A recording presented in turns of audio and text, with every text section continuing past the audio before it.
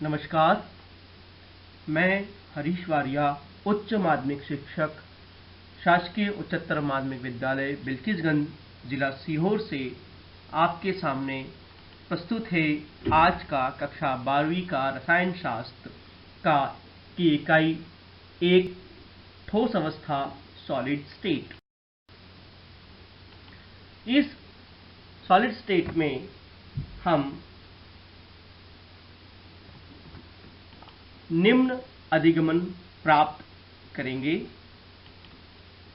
ठोस अवस्था के अभिलक्षक गुणधर्म का वर्णन कर सकेंगे। आप क्रिस्टलीय तथा अक्रिस्टलीय ठोस के गुणों में अंतर जान सकेंगे। क्रिस्टलीय ठोस को उनमें प्रचलित अंतराण्विक बलों की प्रकृति के आधार पर वर्गीकृत कर सकेंगे।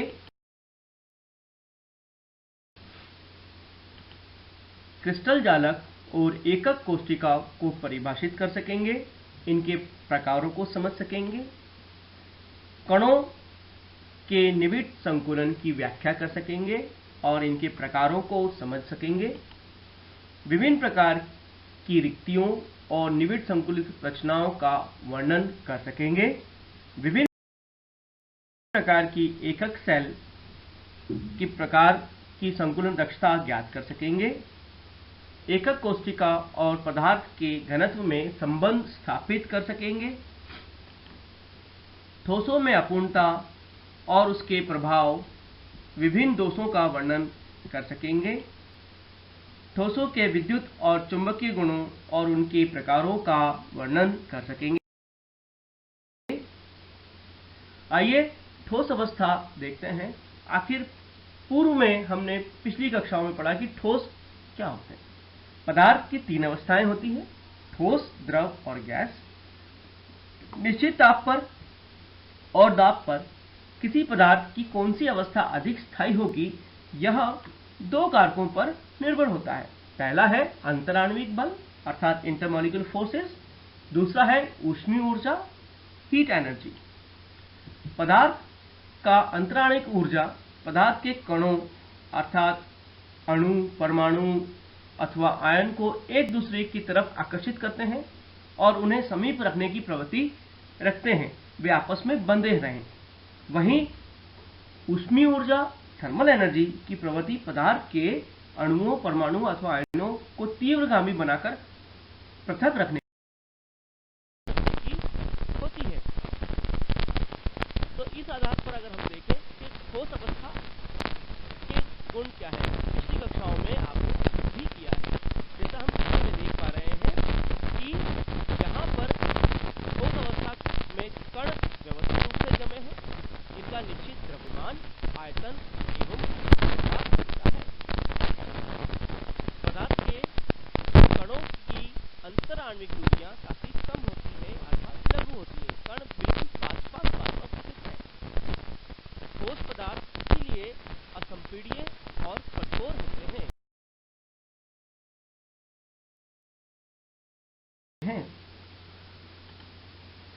ठोस, अब देखते हैं कि आखिर ठोस को कितने भागों में वर्गीकृत किया जा सकता है। ठोस पदार्थों को उनके अवयवी कणों की व्यवस्था में उपस्थित क्रम की प्रकृति के आधार पर 2 भागों में बांटा जा सकता है, क्रिस्टलीय ठोस, अक्रिस्टलीय ठोस और तो देखते हैं क्या होते हैं क्रिस्टलीय ठोस। जैसा हम चित्र में देख पा रहे हैं कि अवयवी कण बहुत तरीके से एक क्रमबद्ध रूप से जमे हैं। क्रिस्टलीय ठोस में अवयवी कण, परमाणु, अणु, आयन एक निश्चित क्रम में नियमित ज्यामिति में होते हैं। इसलिए क्रिस्टलीय ठोस के प्रत्येक लघु क्रिस्टलों का विशेष एक ज्योमेट्रिकल शेप होता है, ज्यामितीय आकार होता है। क्रिस्टलों में अवयवी कण का क्रम व्यवस्थित होता है, एक नियमित क्रम से जमे होते हैं। जैसे आप ये चित्र में देख पा रहे हैं, ये सिलिका का क्रिस्टल है जिसमें 1 ऑक्सीजन 3 सिलिकॉन से घिरा है और इसी प्रकार वाइस वर्सा होती है और ये एक नियमित रूप में जमे दिख रहे हैं। क्रिस्टल में दीर्घ Parsi long range of order होता है, अर्थात कणों की व्यवस्था का जो पैटर्न है नियमित होता है और इस व्यवस्था को पुनरावृत्ति संपूर्ण क्रिस्टल में एक अंतराल पर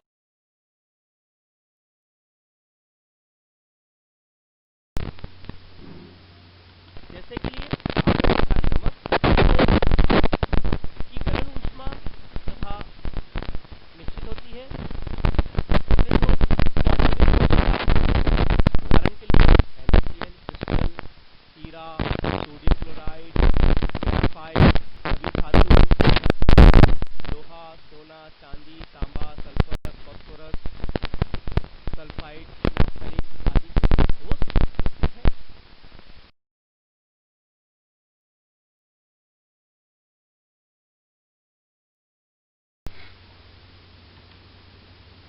अब बात करते हैं क्रिस्टलीय ठोस के क्या गुण होते हैं। जैसा हमने देखा, ये ठोस के गलनांक निश्चित होते हैं।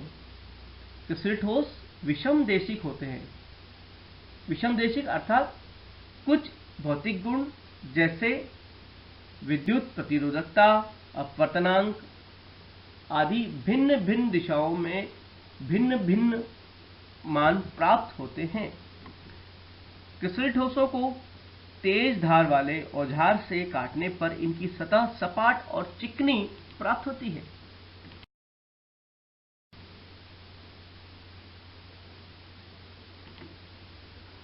अब बात करते हैं अक्रिस्टलीय ठोस क्या होते हैं। अक्रिस्टलीय अर्थात अमॉर्फस एक ग्रीक शब्द है जिसका अर्थ होता है आकृति नहीं होना, शेपलेस। अक्रिस्टलीय ठोस असमान आकृति वाले कणों से बने होते हैं।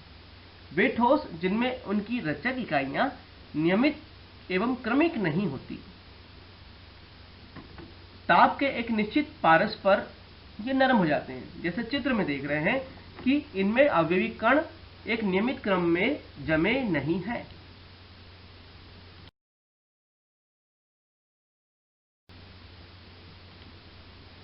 अक्रिस्टलीय पदार्थ में तरल की भांति प्रवृत्ति होती है, बहने का गुण होता है, इसीलिए इन्हें अति शीतलित द्रव कहते हैं। अक्रिस्टलीय ठोस की प्रकृति समदेशिक होती है क्योंकि उनमें लघु पारसी व्यवस्था होती है, शॉर्ट रेंज ऑफ ऑर्डर होता है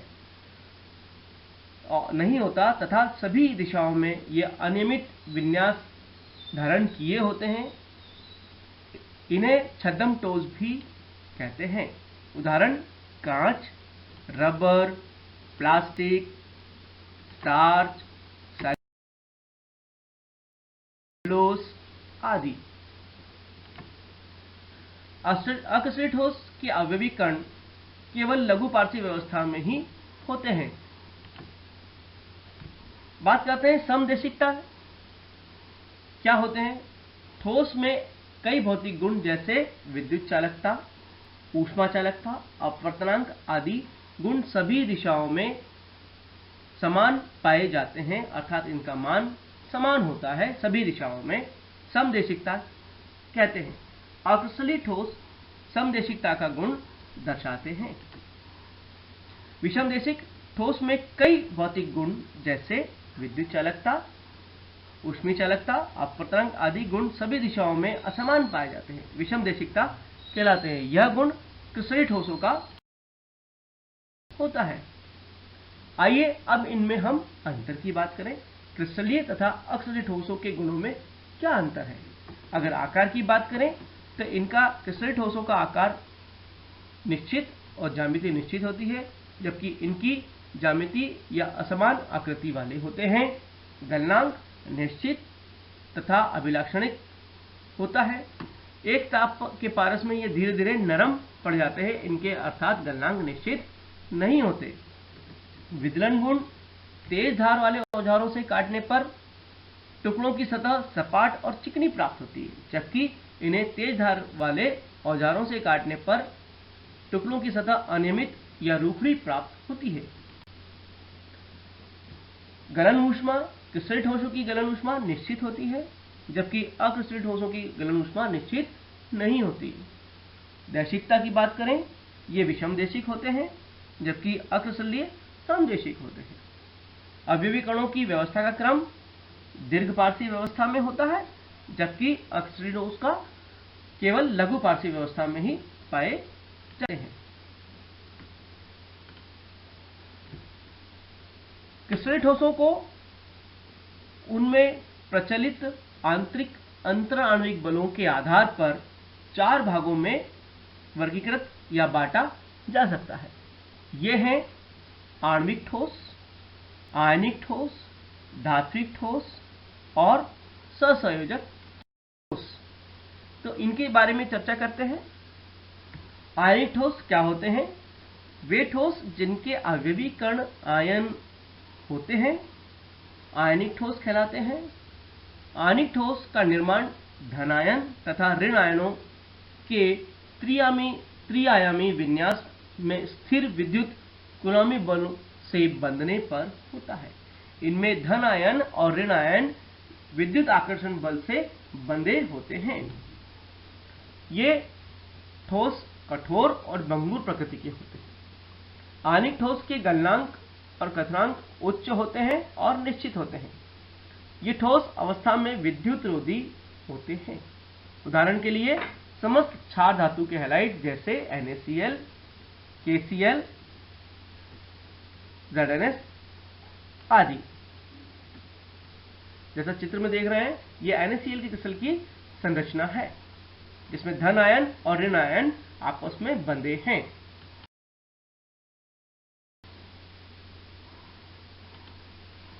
अब बात करते हैं आणविक ठोस। आणविक ठोस ये क्रिस्टलीय ठोस हैं जिनके अवयवी कण अणु होते हैं। इनको पुनः 3 वर्गों में बांटा जा सकता है: अध्रुवीय आणविक ठोस, ध्रुवीय आणविक ठोस और आबंधित आणविक ठोस।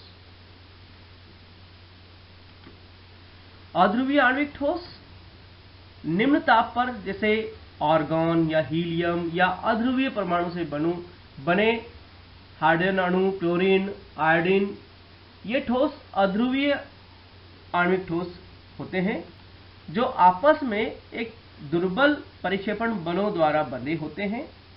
इनके गलनांक निम्न होते हैं और ये सामान्य ताप पर गैसीय अवस्था में रहते हैं। उदाहरण के लिए ठोस कार्बन डाइऑक्साइड जिसे शुष्क बर्फ कहते हैं, ठोस मीथेन इत्यादि। दूसरा है ध्रुवीय आणविक ठोस। वे क्रिस्टलीय ठोस जिनके अणु अपेक्षाकृत प्रबल द्विध्रुव अन्योन क्रिया द्वारा एक दूसरे से बंधे होते हैं, ध्रुवीय आणविक ठोस कहलाते हैं। जैसे ठोस HCl, ठोस सल्फर डाइऑक्साइड, ठोस अमोनिया NH3 आदि। ये इनके गलनांक अध्रुवों की अपेक्षा थोड़े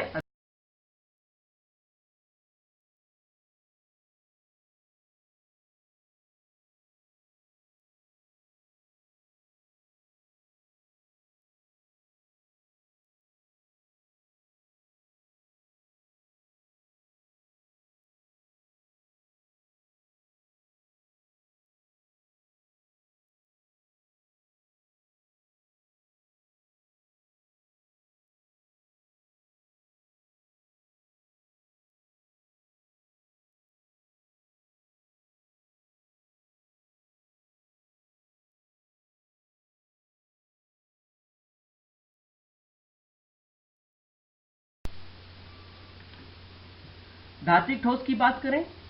धात्विक ठोस होते हैं। जितनी भी धातुएं हैं इनमें अवयवी कण धनायन होते हैं।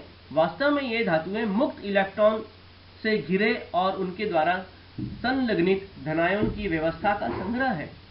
ये इलेक्ट्रॉन निरंतर गतिशील होते हैं और गतिशील इलेक्ट्रॉन ही धातुओं की उच्च विद्युतीय और ऊष्मीय चालकता के लिए उत्तरदायी है तथा इनमें गतिशील इलेक्ट्रॉन के कारण ही होती है। ये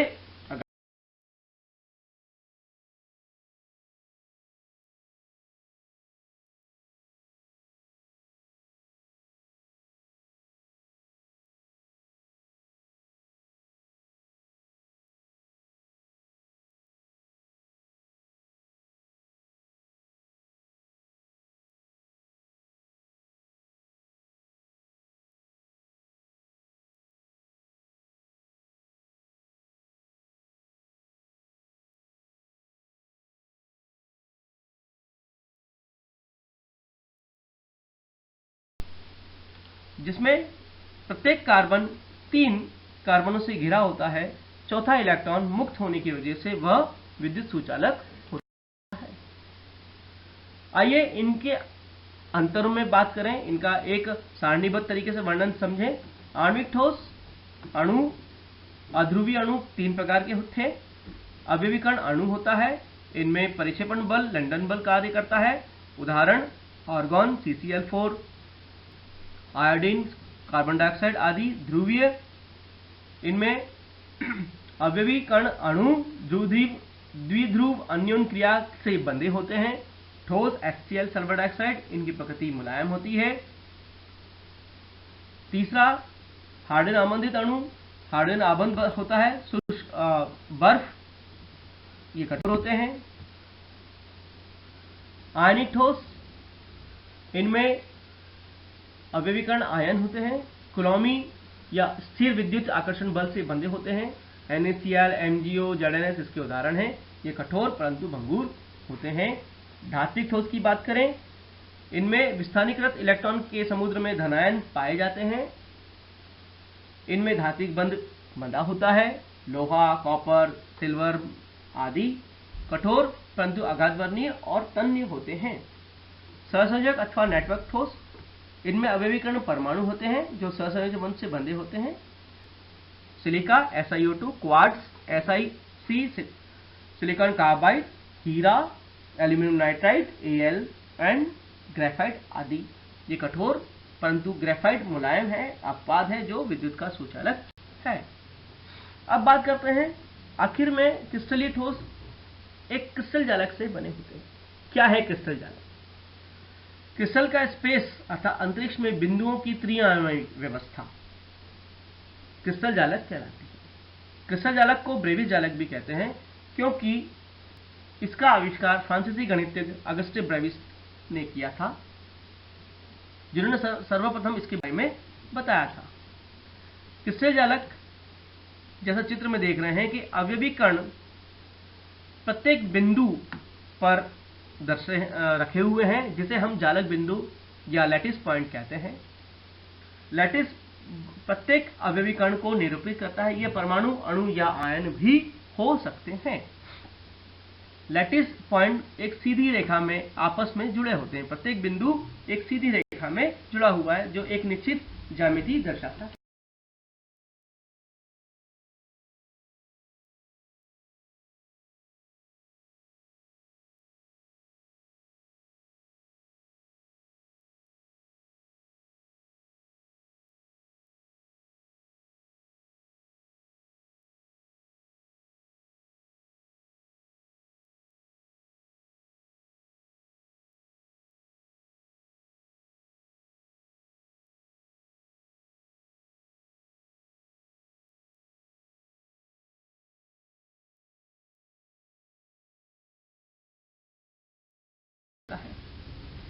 सरल या प्रिमिटिव कोष्टिका की बात करें, वे जालक जिनमें अवयवी कण केवल कोनों पर होते हैं, जैसा चित्र में देख पा रहे हैं, ये सिंपल क्यूबिक सेल, और केंद्रित में जिसमें कोनों के अतिरिक्त अन्य स्थिति पर भी अवयवी कण पाए जाते हैं।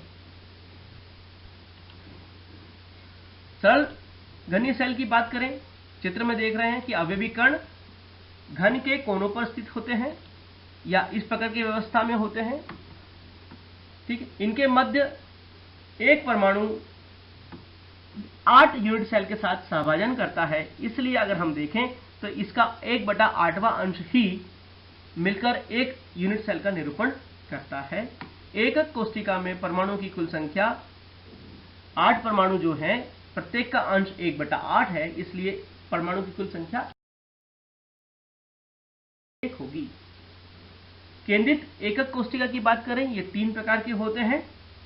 अंतः केंद्रित एकक कोष्टिका, बॉडी सेंटर्ड यूनिट सेल, फलक केंद्रित एकक कोष्टिका या फेस सेंटर्ड यूनिट सेल, अंतः केंद्रित एकक सेल या एंड सेंटर्ड यूनिट सेल। अंतः केंद्रित एकक कोष्टिका की परमाणु की गणना कैसी होती है?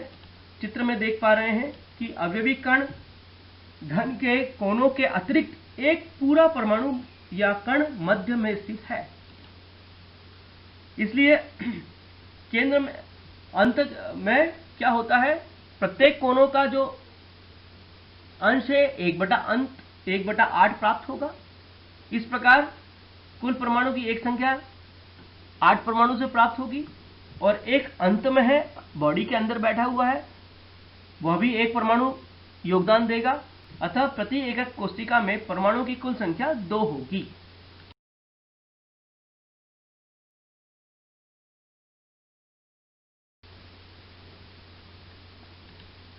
फलक केंद्रित घनीय सेल की बात करें, चित्र में देख रहे हैं कि एक घन की 6 सतह होती हैं, 6 फेसेस होती हैं और फेसेस में प्रत्येक घन परमाणु जो है उसका आधा अंश योगदान प्राप्त होता है।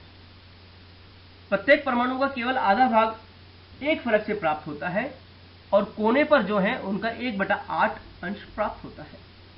इस प्रकार 6 फलक होने से कुल परमाणु की संख्या 3 और कोनों पर जो परमाणु है उनका योगदान 1। इस प्रकार से हमें कुल 4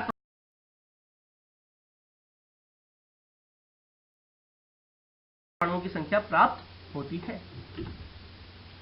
अब बात करते हैं निबिड़ संकुलन। अवयवी कण किस प्रकार से जमे होते हैं आपस में। यह 3 प्रकार की व्यवस्था, 1 विमीय हो सकती है, 2 विमीय हो सकती है।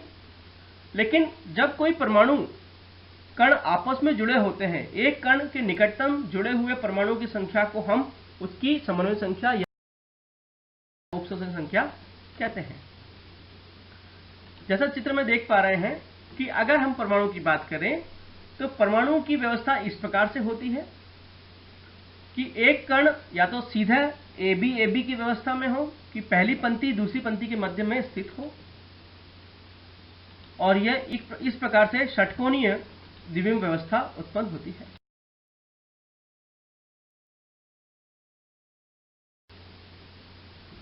जब इस प्रकार की व्यवस्था होती है तो इनमें जो खाली स्थान रिक्तियां होती हैं 2 प्रकार की बनती हैं। यदि चित्र में देख रहे हैं कि काले गोलों के ऊपर एक लाल गोला या परमाणु हमने रखा है तो इसमें जो रिक्ति उत्पन्न होगी वह रिक्ति कहलाएगी चतुष्फल की रिक्ति।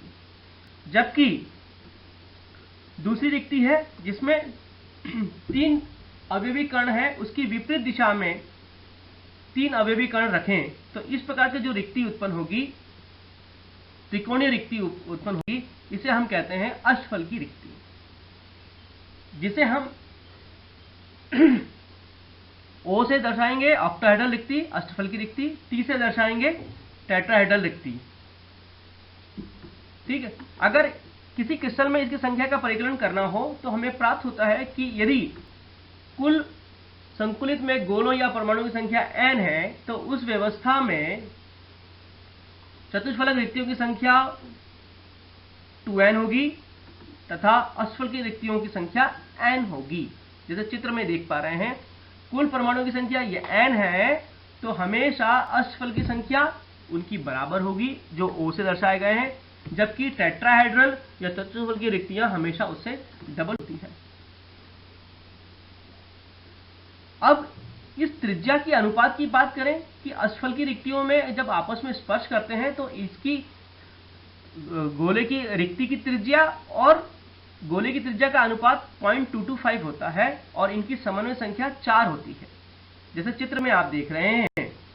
इसी प्रकार अष्टफल की रिक्ति और गोले का अनुपात 0.414 होता है और इसकी समन्वय संख्या 6 होती है।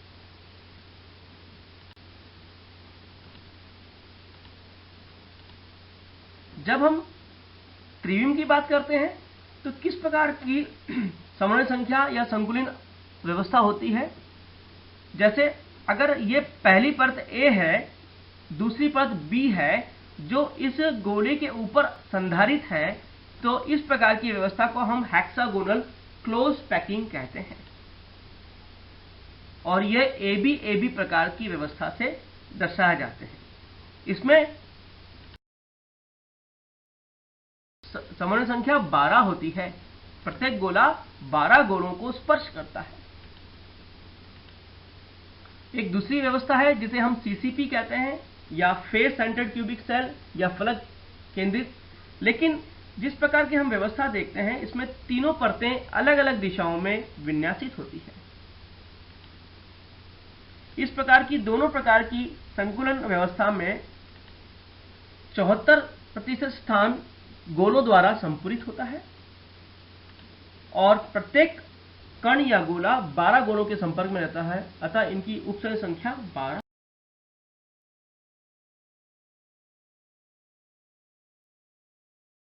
होती है। देखिए इनमें क्या संबंध है। इकाई सेल में परमाणु की त्रिज्या a/2 होती है, संकुलन दक्षता 52.4 होती है, जबकि फलक केंद्रित घनीय सेल की समीपस्थ परमाणुओं की दूरी a/√2 परमाणु की त्रिज्या a/2√2 और संकुलन दक्षता 68% होती है, यानी गोलों द्वारा घेरा गया स्थान 68% होता है। अंतर केंद्रित घनीय सेल √3a/2, परमाणु त्रिज्या √3a/4 और संकुलन दक्षता 74% होती है। अब किसी क्रिस्टल का घनत्व सूत्र क्या है, संक्षिप्त में बता रहा हूं, Zm(a³/n0), जहां Z इकाई सेल में परमाणु की संख्या होती है, m प्रत्येक परमाणु का भार होता है, a घनीय सेल की लंबाई अर्थात उसका आयतन हो जाएगा a³ length into breadth into height और n0 एवोगाड्रो संख्या होती है। त्रिज्या अनुपात, सवर्ण संख्या और क्रिस्टल संरचना में क्या संबंध है। त्रिज्या अनुपात की बात करें, यदि किसी गोले की त्रिज्या अनुपात धनायन और ऋणायन की त्रिज्या का अनुपात 0.115 से 0.225 होगा तो उसकी सवर्ण संख्या 3 होगी, उसकी संरचना व्यवस्था त्रिकोणीय होगी, उदाहरण बोरॉन ऑक्साइड। आगे बढ़ते हैं, यदि त्रिज्या अनुपात 0.225 से बढ़कर 0.414 होता है, सवर्ण संख्या 4 होगी। यह संरचना चतुष्फल की व्यवस्था होगी, जिंक ऑक्साइड इसका उदाहरण है। अगली 0.414 से 0.732 त्रिज्या अनुपात होगा तो उसकी सवर्ण संख्या 6 होगी, उसकी संरचना अष्टफल की होगी, उदाहरण सोडियम क्लोराइड। इसी प्रकार यदि त्रिज्या अनुपात का मान बढ़ता है 0.732 से 1.00 तो सवर्ण संख्या 8 होगी, संरचना व्यवस्था घनी होगी और सीजियम क्लोराइड। इस प्रकार अगर हम देखते हैं तो क्रिस्टल की त्रिज्या का अनुपात अगर बढ़ रहा है तो उसमें क्रिस्टल के स्थायित्व में कमी आती है। अब बात करते हैं, अगर ठोस जमे हैं, नियमित क्रम में व्यवस्था में जमे हैं और अगर कहीं से एक परमाणु की व्यवस्था में विचलन उत्पन्न होता है तो उसे हम अपूर्णता या दोष कहते हैं। सामान्यतः से दोष अपने स्थान से हट जाने के कारण या अशुद्धि के कारण होता है। ये दो प्रकार के होते हैं, बिंदु दोष, पंक्ति दोष। बिंदु दोष वे दोष जो अवयवी कणों के स्थान पर संख्या के परिवर्तन से होते हैं, जैसे चित्र में दर्शाया गया है, रस समीकरण त्रुटि, रस समीकरण त्रुटि और अशुद्धता त्रुटि। रस समीकरण त्रुटि दो प्रकार की होगी, शॉटकी और फ्रैंकल त्रुटि। और रस समीकरण या नॉन स्टोइकियोमेट्रिक त्रुटि, अधातु आधिक्य दोष या धातु रिक्ति दोष, ये पुनः दो प्रकार के होंगे, ऋणायन दोष, अतिरिक्त ऋणायन दोष, धनायन रिक्ति, अतिरिक्त धनायन रिक्तियां। आइए इनके बारे में विस्तार से पढ़ें। रससमीकरण दोष या स्टोइकियोमेट्रिक त्रुटि वे दोष जिसमें धनायन ऋणायन की संख्या में व अनुपात में कोई अंतर नहीं आता, रस समीकरणीय दोष कहलाते हैं। ये दो प्रकार के होते हैं। शॉटकी दोष क्या होते हैं? शॉटकी दोष वे दोष जिनमें धनायन ऋणायन जालक में से अपना स्थान छोड़कर अन्यत्र चले जाते हैं। ये उच्च समन्वय संख्या वाले आयनिक यौगिकों में पाए जाते हैं। धनायन और ऋणायन का आकार समान होता है, इनमें क्रिस्टल जालक का घनत्व कम हो जाता है क्योंकि अपने स्थान से निकल जाते हैं। उदाहरण के लिए सभी क्षार धातुओं के हैलाइड NaCl, KCl, CHCl आदि। दूसरा है फ्रैंकल दोष। इस दोष में हम देख रहे हैं चित्र में कि वे दोष जिसमें धन आयन अपना स्थान से निकलकर किसी अंतराकाशी रिक्ति में फिट हो जाते हैं। आयनिक यौगिकों में पाए जाते हैं जिनमें ऋणायन का आकार धनायन से बड़ा होता है। इनमें क्रिस्टल जालक का घनत्व वही रहता है जो वास्तव में होता है। उदाहरण जिंक सल्फाइड, AgBr आदि। रसमीकरण त्रुटि की बात करें, जब जालक में धनायन या ऋणायन की संख्या अधिक होती है और वो सही स्टाइकियोमेट्रिक सूत्र में व्यक्त नहीं होते, अर्थात उनका अनुपात समान नहीं होगा, ऐसे दोष नॉन स्टाइकियोमेट्रिक दोष कहलाते हैं। ये दो प्रकार के होते हैं। धातु आधिक्य दोष, ये दो कारण से होंगे। धातु अधिक कब होगा? जब ऋणायन रिक्तियां होंगी। वे दोष जिनमें ऋणायन गायब हो जाएगा अपने स्थान से, तब धातु दोष अधिक हो जाएंगे, धातु अधिक्य दोष उत्पन्न होगा, जो ऋणायन रिक्ति दोष कहलाते हैं। लेकिन उदासीन बनाए रखने के लिए इन ऋणायन की जगह इलेक्ट्रॉन समा जाते हैं। इलेक्ट्रॉन जो ऋणायन रिक्तियों में फिट हो जाते हैं, उन केंद्रों को हम एफ केंद्र या एफ केंद्र कहलाते हैं।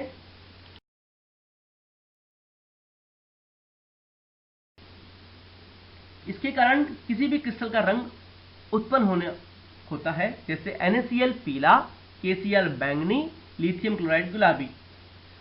दूसरा दोष है अतिरिक्त धनायन।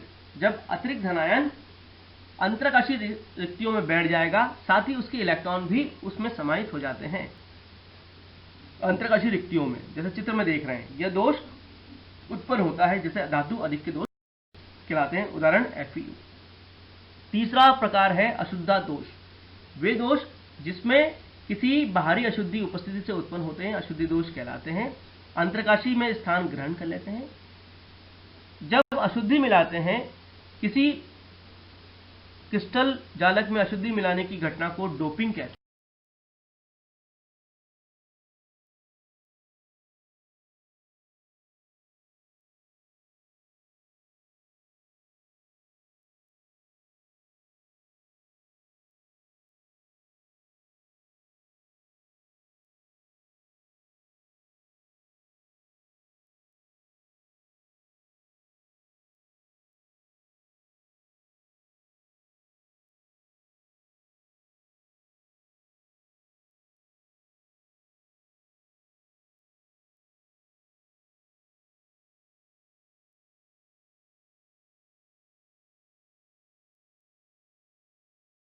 प्रादेशिकता किसे कहते हैं?